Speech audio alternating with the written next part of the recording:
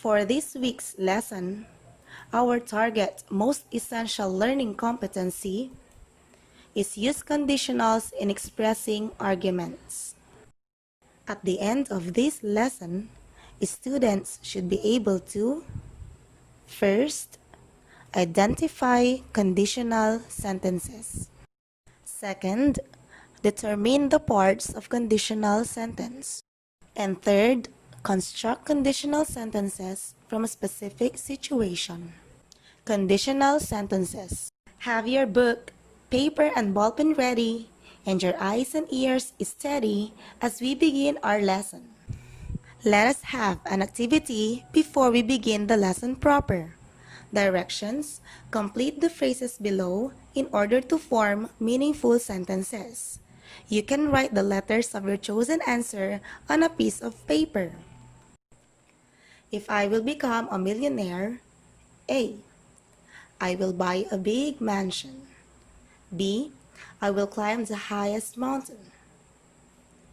The correct answer is, if I will become a millionaire, I will buy a big mansion. If I win the lottery, A. I will be rich now, or B. I am rich now. The correct answer is, if I win the lottery, I will be rich now. If sunlight strikes a leaf, A. Photosynthesis will happen. B. Photosynthesis happens. The correct answer is, if sunlight strikes a leaf, photosynthesis happens. If you heat an ice, A. It will melt. B. It melts. The correct answer is, if you heat an ice, it melts. If you multiply 20 by 5, A. You get 100, or B. You will get 100. The correct answer is, if you multiply 20 by 5, you get 100. Conditional sentences are statements discussing known factors or hypothetical situations and their consequences. They are usually composed of two components: the conditional clause, or also known as the if clause, and the consequence. A conditional sentence is a combination of an if clause and a main clause. Let us know the difference between an if clause and a main clause. If clause is used to show that the action in the main clause can only take place if a certain condition is fulfilled, while main clause can convey a complete meaning having a subject and a predicate. Take note that a subject is the one being talked about in a sentence, while a predicate is used to show or tell something about the subject. Let us look at the following examples. Example number 1. If you work hard, you will succeed. What will happen if you work hard? The answer is, you will succeed.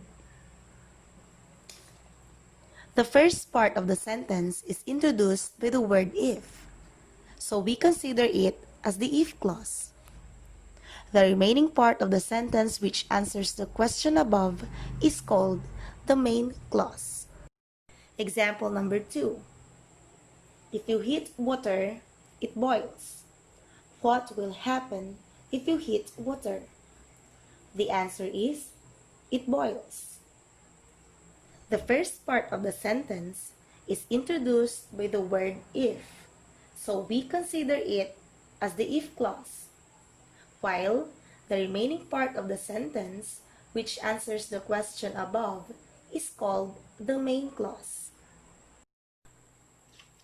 After exploring the ideas and concepts on conditional sentences, how about a short practice exercise?